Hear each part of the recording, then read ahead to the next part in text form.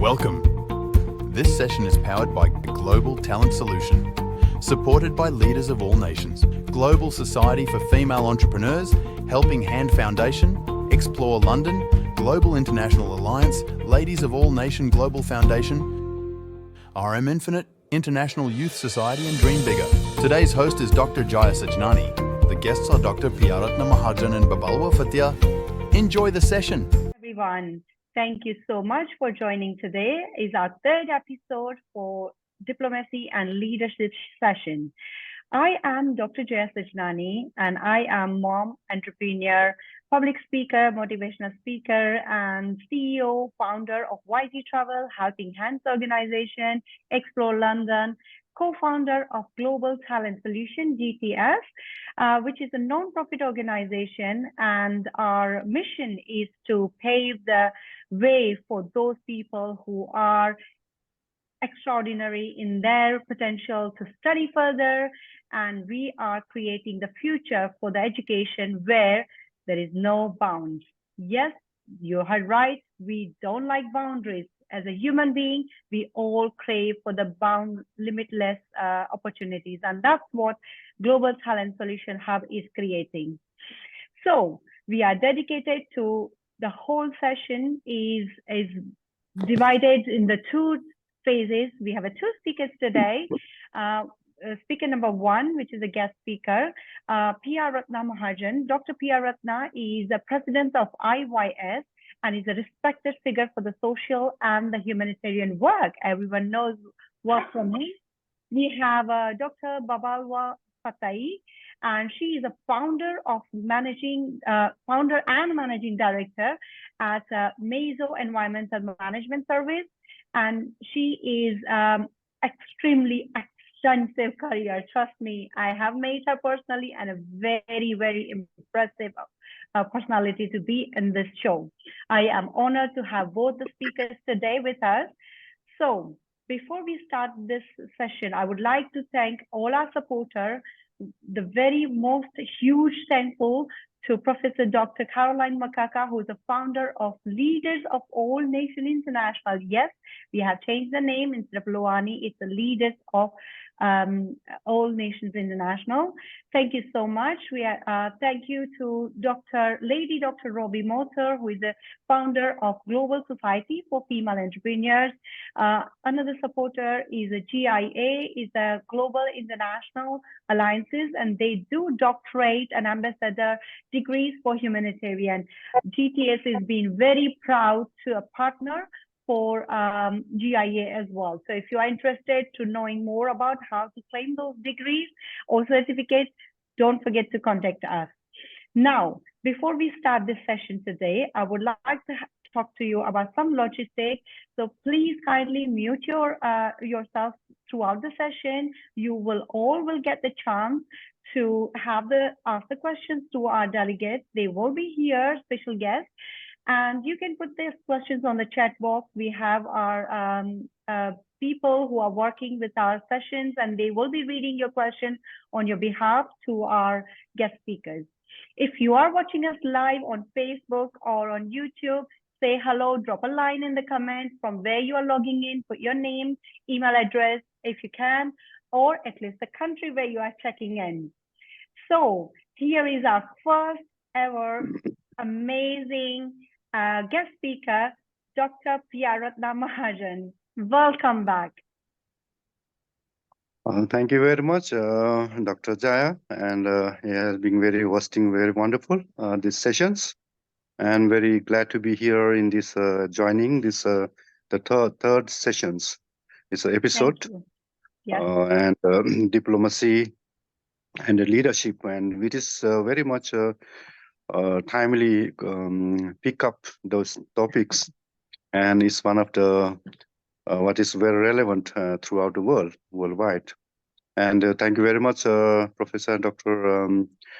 Caroline Makaka, and who has been wonderfully initiating and having this program to be launched and continue in this third episode, and hope that we will be going again next episode to that. So to make this success, and we should have give our hands for those who have been supporting these wonderful programs, and especially global talents. The solutions. That's a solution that we have to get for all of you, us, and we have to find more solutions and get connecting worldwide, and working for the leaderships that has to be very much necessary uh, to be initiate and to get in touch around the world. Definitely. Thank you so much, Dr. Piyaratna. I mean, my introduction for you was very little. The audience definitely would like to know extensive of your career progression, your journey you've been through all this thing. And very important thing, today's topic is a diplomacy in digital age, which is building the strong connection. And we want to hear from you because you have amazing experience of the diplomacy. You have been representing United Nations as well. You've been to many sessions before this, the interview started. We spoke about touch base, but definitely our audience are keen to understand about your career and the journey as well. Please, now, Mike, over to you for rest of 15 minutes. Thank you. Okay, thank you very much for having a short introductions of me, and I would like to explain myself as my background. So, as a age of very tender age, so about like 12 to 13, so I have a great the opportunity to meet Dalai Lama, His Excellency spiritual leader, Dalai Lama, when I was 12 years. So, how is my spiritual journey started? And with the 12 years, I have the experience of as a small kid traveling from Nepal to Sri Lanka. It's a very quite long journey, and it's my mission is to study further. So I left my own country, and one of three of my friends say, "Let's go to Sri Lanka," because I had the opportunity. I was like kind of scholarship given at a very small age, and along the way, I met the spiritual leader Dalai Lama, and I have the great chances of three modes of transportations. It's very quite new. And maybe a train, bus, and a plane, and a big ship like a cruise. And these are the experiences I got it from that. And while I'm studying that, and I study more like when we travel, it's a kind of a diplomacy that we have to learn. It's a cultural learning and diplomacy that we bring towards you, and that's how at a young age, and that big journey beginning to be one of the what you call the um, a journey that you lead. It some kind of indication that shows that this person can be one of the leader. Because when I met the spiritual leader, it's a motivation, inspiration. I got it that one day I want to become one of the great leader. In a sense, maybe spiritually or diplomacy or any kind of that, our leadership in the youth.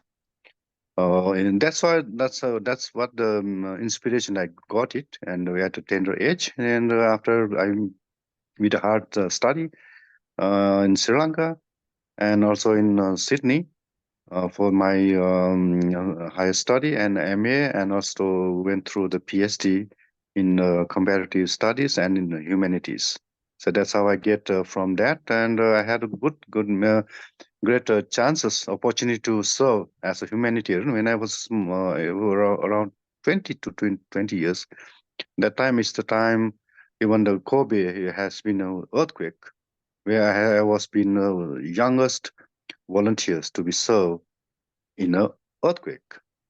So in that way, that's how through serving others, I learned to become a leader, how to become very much diplomacy. In Japan, we learn their courtesy. Even until now, if you compare to any other countries, we can see how their behavior, their nature of respecting elders, and diplomacy, that language they're using, indicating those are things that we are learning, and to become a quality leader.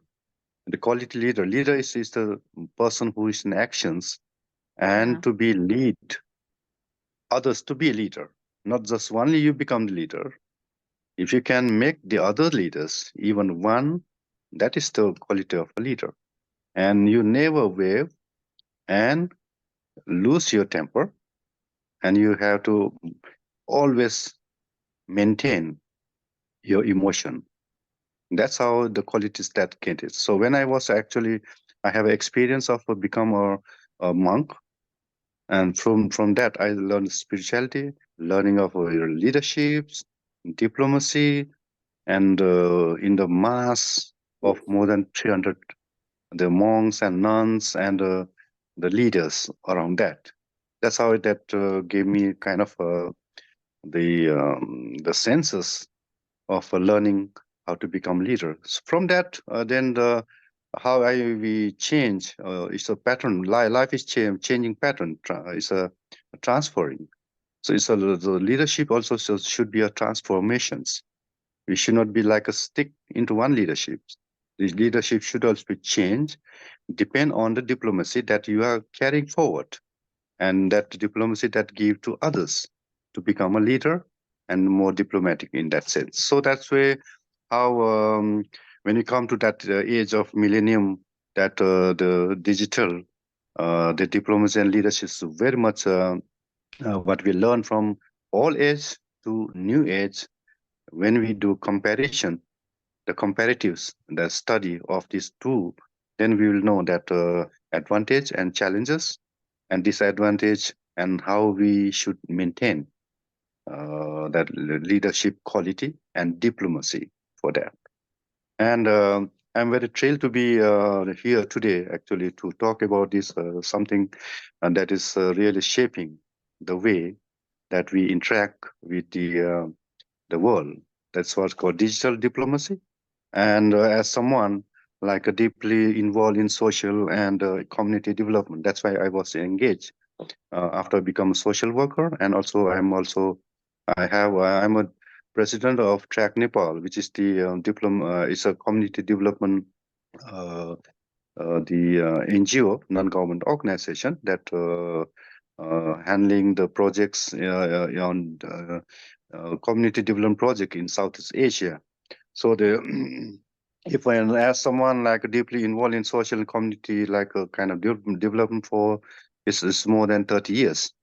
If my that is my experience. So I have seen firsthand how our ability to connect, like online, is changing the game, when it comes to the building relationship and fostering understanding. And digital diplomacy isn't just about the sending the emails or posting or social media. That's what we are doing every day when we wake up. That's how we engage in this communicating of that. And it has been technology to engage with people like with different backgrounds and cultures in a ways that were never possible before. That's how this the things happening now, whether it's through virtual conference like that we are having now, or it can be online.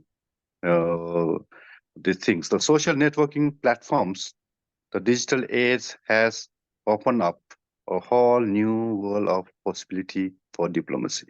This is what I have to stress.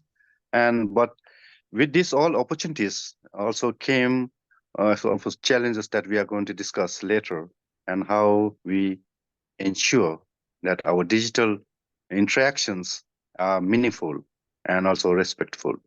That we have to be respected of that, and how we navigate the culture of differences and languages barriers that we are having, and in a virtual space, and how we use this technology to bridge divides rather than widen them.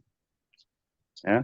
So these are the questions that we'll be exploring, the diplomacy and leaderships, and we'll be looking for case studies and hearing from experts, engaging discussion to better understanding how digital diplomacy can be used to build strong connections and in an increasing like interconnected world. That's how we connecting worldwide. And let's not forget the importance of digital literacy, all of this. and we rely more on and more technology and communications. That's how after we learning, once we become leader, that we now, it's a time as a person who grown up from the old age, the old age and turning into new age, it's just a kind of a challenges that we are having that. Yeah, over to Dr. Jaya. Thank you so Hello. much. Yes, Dr. Piyaratna, it was amazing, and I was thrilled to hear your journey and then how you made that journey from Nepal to Sri Lanka just for the study further education. And actually, with that, having said this, that when you face the trouble or the challenges, and that's where people become humble, because they know that how this world is operating. It's not just because it is. It's some people are working hard to make it show that it works properly in terms of humanitarian work, charity work, and that's great things to do. So according to you, Dr. Piyaratna, actually the digital age is advantage to the diplomacy, and it is allowing us to connect it broader prospects and then more and more. And very nicely you have touched that, yes, there are some language barriers when we are connecting people on the digital world. We have to think about that. Are we communicating the same message? Are they receiving the same message as we are communicating? Which is amazing. That's great. Thank you so much, Dr. Piyaratna. I will come back to you soon, but now this is the time to hear from our next guest speaker, who is Dr. Babalwa Fatyi, and she is a founder and managing director of the Meso Environmental Management Services Limited since 2005. Wow. She has, with a Master of the Science from the University of the Waterfront and then BA from the Global School of the Theology, USA. Welcome, Dr. Babalwa Fatyi.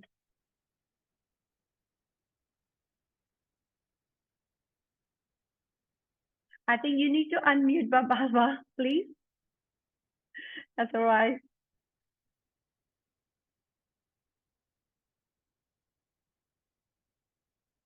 No, we can't hear you still.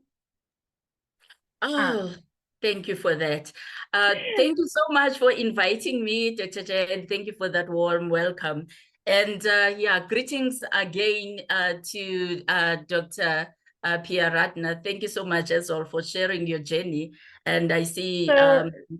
Yeah, Dr. Babalwa, I heard that you have extensive introduction to do, because I've seen your bio and I was thrilled. I was like, oh my God, this lady, when she had that time to do all this thing, and without seeing you, I was like, you must be 80, 90 years of age, because you have done so much of the work. But you look so amazing young. I don't know what time, what days you have done all the work.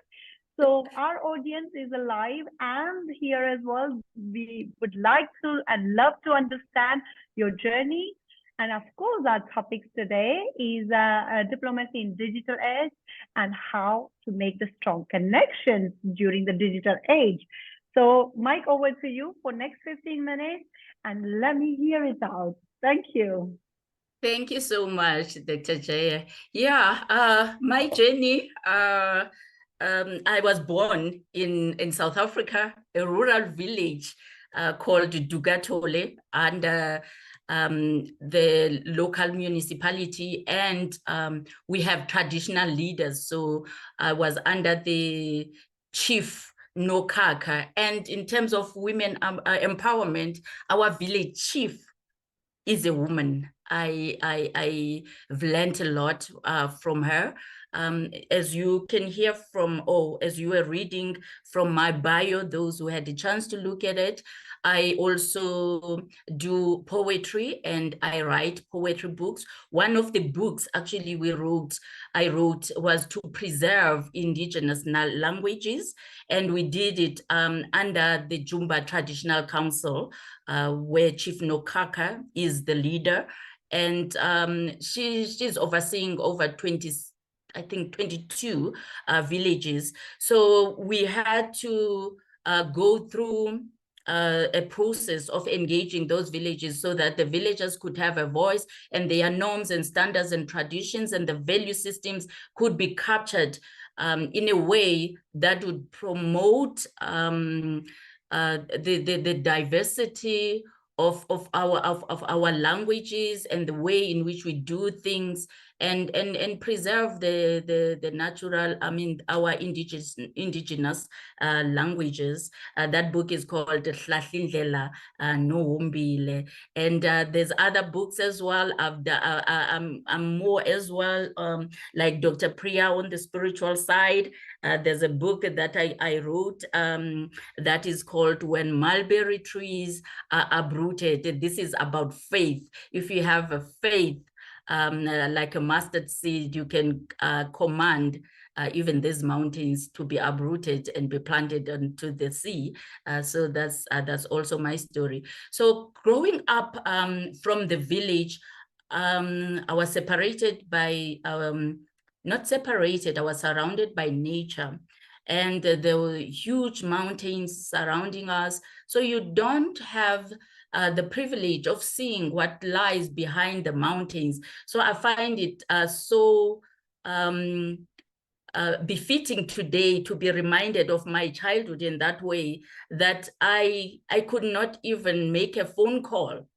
It was only letters. By the way, growing up, I was a village scribe at the age of 12, where somebody who's respected in the community at a young age, or trusted that you would keep. They were not secrets, but you know, we were a labor sending areas to the mines, from the rural village to Gauteng, the city of gold. So from Eastern Cape, my province, people would be recruited to come and work in the mines, which is like 1,000 kilometers away. So they had no way of communicating with their families. So this is, we didn't have this digital age. So I'm in awe of what it has enabled us to do, as I'm reminded of my childhood. So as a village scribe, when the wives wanted to write to their husbands, I would be called to write these letters. And you write the letter, and when you come back home, you have to play like a child. Nobody asks you, what did Dr. Jaya say today? That's why. So I grew up serving the community in that way. And now looking back, I'm so grateful that they saw that element of trust that Dr. Piyaratna was also talking about, because you were entrusted with so much information, and you were trusted not to disseminate this information in a manner that would cause disruption within the community, or compromise social cohesion. But I didn't know then the value of this. In one of the poems in another book that I've written, where Greetings from My Core, I talk about this. I've written about a village scribe, a poetic narration in that manner. So after that, I went to university, which was at least in the urban areas, but still we didn't have much of what we have right now. Talking about digital literacy, Dr. Pia is mentioning, I was illiterate in that area. So we really are very grateful. We cannot dispute the value that the digital world has, as the benefit it has provided, and how it has improved our lives. Before I proceed again, after I've told that story of my life, and from the rural village to then I studied masters at the University of Witwatersrand here in South Africa. And as you have mentioned, I did another second degree in Bachelor of Theology, because I also just want to serve, and from the spiritual perspective as well. My poetry is about the soul, the human connection of the person with our broader selves. We are more than our physicalities. That's what I believe. So I write about that a lot. I would like to thank Professor Caroline Makaka as well from Loani. I'm a member of Loani, proud member of Loani, and as serving under the leadership of Ambassador Dr. Winfred Gidoka in Africa, and the former chairperson for South Africa, who's now the global MD, Shamila Ramjwan. Oh, so proud of these women. And yeah, as I was saying, we really cannot dispute the positive benefit of the digital age and the significant contribution it has made towards effective and efficient leadership. I mean, we are really exposed to a world of information where we are able to make informed decisions. I am a director of my own company. I sit on the board of the charity organization that I also founded, where we are empowering graduates, helping them to be registered scientists, because I serve in the science sector. And with all this digital world, it just enhances everything, makes it so easy to even have access to the applicants that are ready to be future leaders, that you know that they can be able to serve your country and the world in a meaningful and ethical manner, because authentic leadership and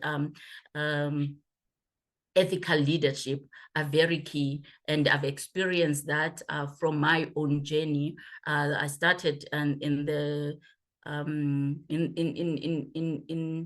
corporate world in 1999, yeah, in 1999, but I formed my own, or founded my own organization, as you were saying, Dr. Jaya, in 2005. So through digital world, we have access to the world of collaborations. This aids our governance leadership across various sectors of economy, so that things can be done in an efficient manner. And yeah, this is valuable. I normally say to my kids, they are a microwave generation. With that, then this efficiency and things happening so fast takes away some value systems in terms of patience. They say patience is a virtue. I don't know if it is really helping in that regard, because it's like, why is Dr. Jaya not here? Why is she not responding everything and microwave, press? But that is good. But in terms of collaboration, look, now we are here. Even being in this setting right now is promoting collaborations, connectivity and interactions. But then I would take a different step to say, but what is the really genuineness and the value of those and the depth of the connections that is providing us with? Because at the center of effective leadership and diplomacy is the relationships. Whether you're a leader at home as the father of your household, or corporate, or at institutional levels, these are characterized by meaningful and lasting connections.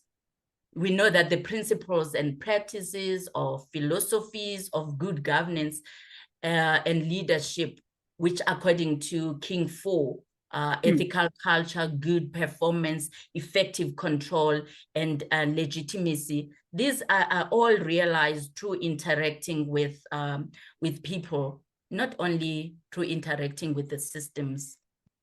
Wow, So that's so great message, Dr. Babalwa. I completely agree with you, and I love the point that you touched the ethical and authentic leadership. And I'm sure my colleague Mudit, who is offline here, online here, but he's just the video is off. He will be very happy if he would be living in the age where there's no digital age, so that Jaya is not going to bother him 7 o'clock in the night. That have you done this work? Just Not imagine, me. Mudit, just imagine I had to write a letter to you, and the next day you read the letter, read it, and say that, okay, I have to do this work too. Yeah, and things were done. I don't know how, but Oh, yes, that's right. let's write those letters. Yeah, physical interaction and authenticity. Sometimes we lose some of that through the digital age era, because while advancing any national interest when it comes to diplomacy or governance in terms of organizations, there is agreements that are made, and during these key value systems that are driving the particular nation or the organization must be at play, all these value systems. And it also links to what Dr. Pia was talking about, that the cultural appreciation and in our diversity and merging our cultures and being unified. Sometimes, as much as we interact, and the lack of that physical connection, sometimes it can take away from me understanding deeply your culture, so that in any negotiation or conflict resolution, I can bring that and apply empathy better in understanding where you are coming from before we sign the deal. I think there's nothing that beats the handshake. You know, we can have all these electronic signatures, but we're still missing out on the good old handshake, really. And in some cultures, you know, breaking the bread together and sitting around a circle. Where I come from, we used to sit as a circle or around a fire, and formulating decisions about the community, or even at home, grandmother as the matriarch of the home, and involving everyone, and making sure that she pays attention and listens to even the words that are not uttered by those who could not articulate themselves well. That was done because of the physical interaction, and it was we were able to take into account everybody's feelings into play, which now takes me to emotional intelligence, because with leadership, it has been proven that we need to be emotionally intelligent. That is where the values of empathy also come into play.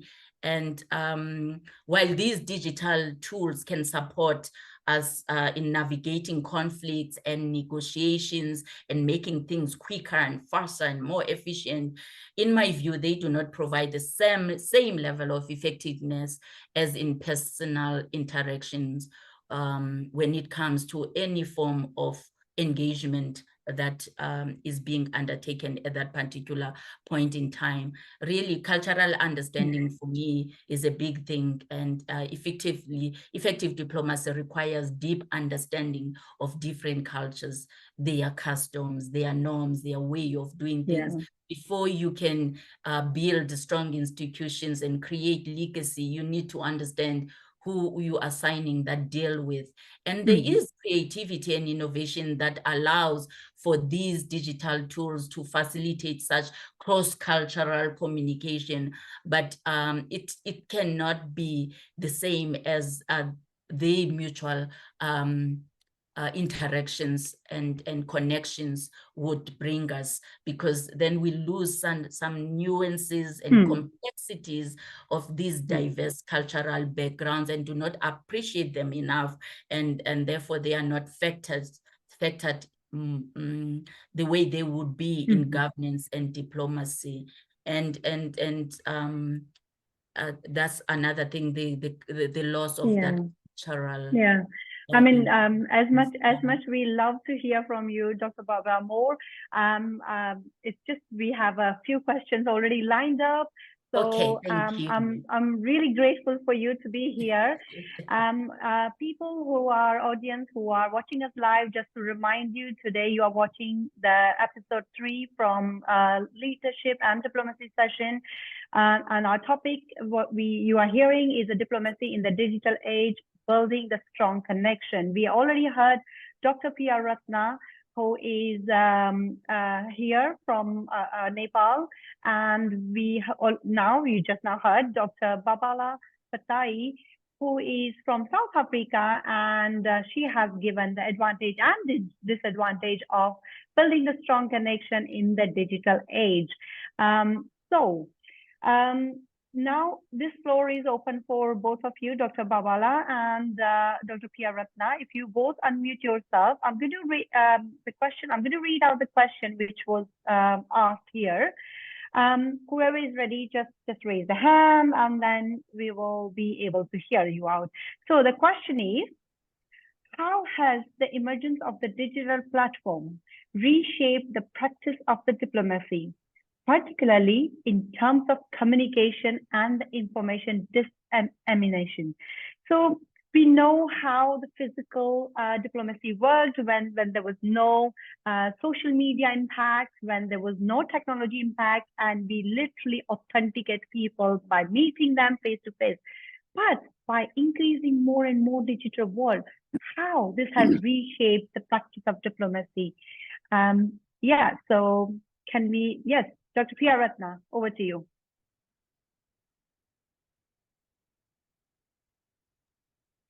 Can you hear me? Yes, I can hear you now. Yes. So it's a time of changes. So that this is the first questions. That communication and information can be very much immensely disseminate and very in a shift, because not as before. Because when we want to send a message, it takes a long time. Even we send a messenger or whoever, maybe even the bird in before. So the digital age has been changed very swiftly. So that in that capacity of changing of the digital age of modern, and that we have been sending all the informations in a shift, and also we are also coordinating, and diplomacy has been very much practiced, and we have to reshape from the beginning to according to the time, and knowing the culture, languages, and the geography of to whom you are going to build a diplomacy. So the communication is very important, and the accurate information also very important.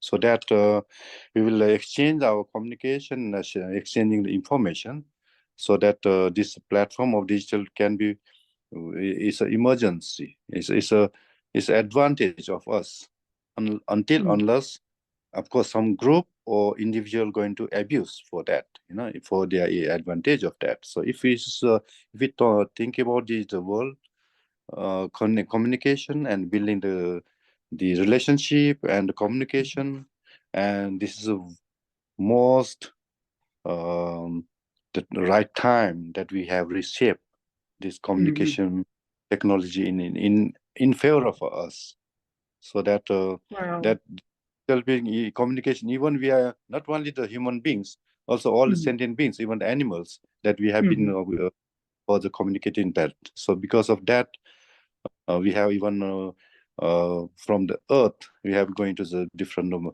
planets. That's how the advantage of that. That's the communication advantage of that. So it's good. The question is very valuable, and hope that the answer is there. Yes, thank you so much.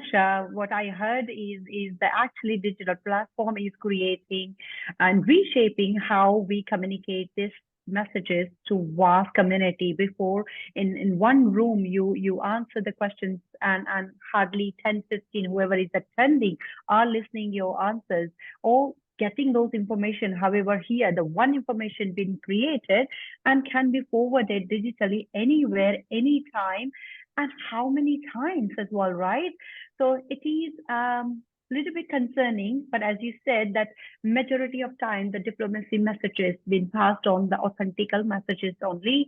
But yes, there are one or two odd example or issues are always there where you see the examples of abusing the system, I would say, will be there. So be careful what information you are providing on the internet, because you don't know who has hands on this information. So over to Dr. Babalwa. Do you have anything to add, or can we move on to next question now? Oh, Dr. Jaya, you have just touched on it. I was going to talk about the authentication.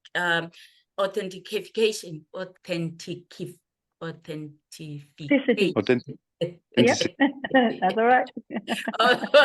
The information, and you have just covered it, that sometimes you never know where it's coming from. So for informed decision making, you just have to authenticate the information as well. Just be careful as much as it is readily available. And the other thing I was going to touch on is also it has really transformed the traditional ways in that and promoted transparency and public disclosure. Everybody can just take any company into task, because now you're forced to be accountable because your information and your performance are out there in terms of public disclosure. Thank you. Thank you so much, Dr. Babalwa. That was amazing answer, and Dr. Piyaratna as well. So the next question we have from audience is, as we know that digital or even a diplomacy is all about negotiation strategies, and then making sure that we are sticking to the diplomatic protocols. So the question is, in what ways do you perceive digital diplomacy influence the traditional diplomatic practice? And for example, that while negotiating the strategies with another consulate or negotiating strategy to another partner, how would you see that digital diplomacy has influenced the traditional diplomacy practices? Anyone? Either Dr. Piyaratna or Dr. Babalwa? Yes, it's in a way that in digital form that we can, in the form of the message or form of the picture depicting the act and actions, because this is the advantage of that.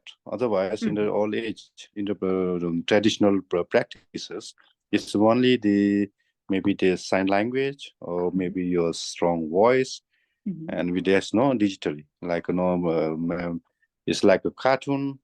Now this we can do is like cartoon message, we can send it, even the pictorial, and all that digital has been changed to make the person feel more better understanding compared to the old traditional way.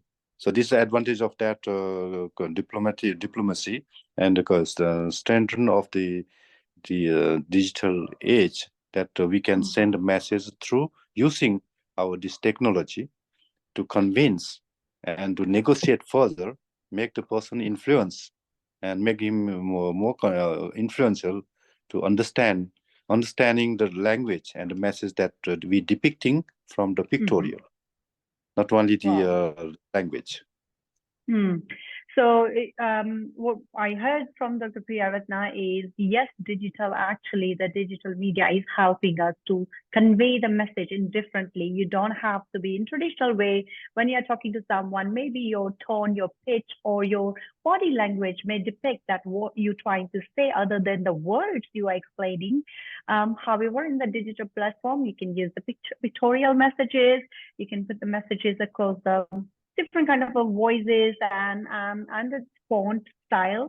There are 1,000 ways to do the messages, and actually that helps in doing the negotiation or passing or providing the messages across the diplomacy borders. Yes, Dr. Babalwa, do you have something to add? I'm happy to hear out. Thank you. Just to add as well, it's really transformed even our cultural exchanges, as much as I was saying that sometimes it's a negative in that we don't get an in-depth and genuine understanding of cultures, but we get exposed to them. Like me, a girl growing up in rural areas, when we talk about diversity, I didn't know other diverse cultures, but now you easily interact with multitudes of cultures from across the globe, and get to meet Dr. Piyaratna and hear his stories just in an hour sitting at home in South Africa. So it has really revolutionized the traditional way of doing things and transformed. That's very, very correct way to put it forward. And I'm very happy you mentioned this, that how the strong network can be built through the digital media, and that's good. But do you sometimes feel that the followers of 5,000, 6,000 on your social media are actually, you are leading them? Do you believe that sometimes, that are they even following you, or they are just following by just clicking the button because they want to be seen as well as others? What are your views on that, Dr. Babalwa? I think my body language is responding already. Yes, there have been situations whereby people come to our business because they've seen us in social media, and they've been following us, and they will say, for example, now we've just employed somebody who says, I've followed you for the past 4 years, and I was learning how to conduct things. But others, it's just people you do not even feel you have a connection with. And I feel for my children as well, living in this era, because they are more lonelier, and yet they have so much. They spend their time playing video games while we used to play outside. And so these connections are not, it's not really the influence that you would have to a person if you knew them and had that personal touch and connection. So I think the rate of suicide, this is not scientifically backed up, but I've just been hearing about it a lot. Maybe it's because now we hear these stories, but with all the connectivity, you would think that we are more happier and not prone to depression and all the things that are triggering the rate of suicide that I have been exposed to is high. I believe is high at this point, but I've not tested statistics to test that fact. How was it? Yes, and it is very concerning that how digital media is advantage. Of course, there is advantage of having the digital age. However, if we compare the diplomacy, especially I'm talking about diplomacy and leadership in a traditional way, the way we used to meet up in the group and then decided, and when it comes to the negotiation of any strategies or putting your point forward, there was a traditional way of writing it down, proposal, and then you go in the meeting and then propose that meeting in a manner where you meet people, and those connections are actually sometimes lifelong. However, on the digital media, and this is my experience I'm talking about, and my views, that when we meet at the digital, yes, that's great. It's a quick, fast. Does it mean sometimes that having the fast connecting is a fast breaking as well? Because it's easy to change your mind and say, oh, okay, hi, Dr. Babalwa, I made you, oh, I'll catch you up later, and later doesn't come up. Whereas in a traditional way, we used to connect it in such a way that weekly basis we be in the touch, whether it's a phone call or just visiting those places. Especially when it comes to the leadership, I always learned that it is, yes, as we all talk about this, there are authenticity in when you meet person face to face, and it's not just the words, but you learn a lot about the person when you meet the person. We have seen that 2 years of the COVID time, we were not allowed to meet, and how, as being a human, how desperate we were to have a handshake or have that kind of hug from our family members or our strong relationships people. So one thing we definitely heard or learned throughout the period when it comes to the diplomacy and leadership, or even the normal way of negotiating strategies, traditional ways were much better because we had that advantage of meeting the person face to face. But there were disadvantages where the cost was involved, rightly. Otherwise, Piyaratna, we would never have met before. You sitting in the Nepal, Dr. Babla is sitting in South Africa, and I'm sitting here in London. And there are many people. We have 136 viewers on social media at the moment who are watching us live. God knows they are sitting in different 70 plus countries. So thank you so much for coming here on this platform and giving your honorable time to talk to our audience about your experience, your journey, and how the digital age is influencing our diplomacy and how this actually helps to create the strong connection. Having said this, we have only 8 minutes left. Before we end, I would like to give both of guest speakers the opportunity to speak. If you have anything, just a closing remark for our audience. We want to close on dot time. We don't like running over. Yes, so Dr. Piyaratna, yes, over yes, you. it's a journey of how to be a leader.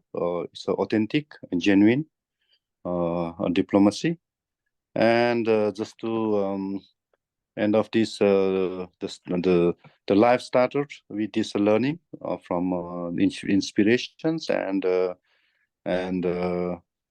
through this modern age, digital age too. I'm also now negotiating for my diplomatic mission.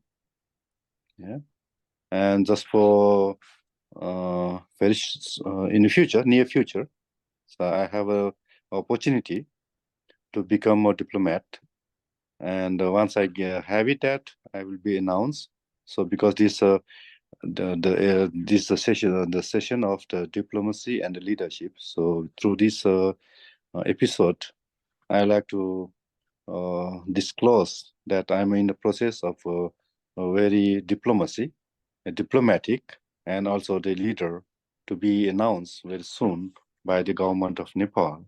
So that I've been very much negotiating and to fostering the international cooperation and knowing the culture, language, and the barriers, challenges, and the opportunities, and this platform also create through like a collaboration, connecting, learning each other, and how the digital platform can be used, and the norms, and can be used for fostering and building our relationship and our the networking and collaborating, and or even the posting our events. It's a one message, one post and flyer that can be, sent to millions of people. So that just now we are promoting the World Peace Conference to be held in Mexico. So even through this, our digital platform, we are using to foster and to promote these collaborations. So we're having more than 100 organizations collaborating. So this is how formed. That's I'm speaking from top of the world, Everest, and you are from London and from South Africa, blah, blah, blah. It's wonderful. It's a wonderful the digital age that make us warm. As we said during the COVID-19, we are not allowed to even our own friend and family, just like we are the very the strange person, that we cannot touch, even, cannot go nearby. That has made the situation made us very challenged to keep away from that. So now, with the digital ages, with that is a plus point to make more from 1 to 100. So that's what a That's strong amazing. yeah, Yes. one message across the world. So the world is very small due to this digital advantage and technology. That's great. Thank you so much, Dr. Piyaratna. That was amazing message you have given. There is one more question has been came up. Do you mind if I can take it? Is it okay, Dr. Babalwa, with you, right? And Dr. Piyaratna. So the question is that in today's world, as we're talking about the digital world, where passing the message is so easier than ever. So when it comes to the diplomacy or passing confidential messages through internet or whichever mode we are using, the question is, how can we be sure that people or the country we are talking to them or sending the messages, they also follow the same private and confidential rules like what we have in UK for GDPR? Are they following the same pattern? So they do keep those information private and confidential. Also, the extension of the question is there any way to encrypt the message before we send it to particular party? Okay. The second one was, is there a way of encrypting message so that it doesn't Okay. leak to the unnecessary parties? Okay, yeah, for intelligence and safety in terms That's of right. leaking and Yeah. confidentiality. Yeah, those are the challenges of the digital era, that you can disseminate information quickly to anyone, but you don't know who will get their hands on that information and what they will be doing with it. It's not only the intended recipient, and with that, then as much as it's good, because with the tracking and monitoring system that are built within these digital tools, you are able to track and monitor where your communication is going. I mean, we have the whole information and technology industry that is at least built digital infrastructure to be able to track and monitor these things, but there's still a risk of confidentiality and non-disclosure, and where information can be used for, that's why there is cyber security issues that we need to educate ourselves on when we are engaging in these forms of engagements and negotiations and forming partnerships with various countries. We need to take cognizance of those and be supported by experts and in the information technology sector, which helps as well, that now there's a complete new sector that is booming because of that. And I know the insurance sector as well does cover organizations, so that if you lose some of your information or you're hacked, you can be covered. So there's those good and bad in terms of creation of a new sector that is booming nowadays, and jobs are created. That's a positive, because people are trying to solve the very same risks that the participant is referring to. Thank you so much. I hope, Jamie, you got the message. Dr. Piyaratna, do you want to add anything on that, or you are happy with this answer? That's also one of the another challenges is hacking that we didn't cover it. So cyber security is very important. So hacking is one of the first challenges, even this digital age. So therefore, we should be very much more careful about disseminating the information. Yeah. So this was have to be kept more sophisticated and more carefully, and among ourselves. And when you leak your personal information, all this, be more careful on that. Yes, that's all. And I just want to add one more thing, Jamie. When you are communicating someone across the border, across the different place on the digital platform, it is very important, and it is our human right to ask before even revealing the information if they have such policies in place. By doing so, you are covering yourself, You are making sure this information is not going to be leaked anywhere. And when you are Yeah. happy with their documents, if they send you over all the information they provide you, then only please provide your personal and confidential information or situation, whichever mode you are discussing. Make sure that we don't send it all the information in one go. We can encrypt it by saying, putting the password on the profile, or making it PDF or such a format which cannot be easily copied and pasted anywhere else. Yeah. So now it's the final few minutes. We are already 1 minute over. Quickly, Dr. Babalwa, I would like to take your summary of today's take, and I would like to hear what is your intake on today's diplomacy in digital age, building the strong connection. My take is digital age, it has enormous benefit. It has transformed the way we do things, but it can never replace our humanity. We need to serve each other with empathy, and as we're applying the technology, do not use the depth and the genuineness of our interactions and connections as human beings. Thank you. That's great. Thank you so much, Dr. Babalwa. As you mentioned it, in conclusion, I just want to say that diplomacy in digital age presents both opportunity and challenges. Don't forget it.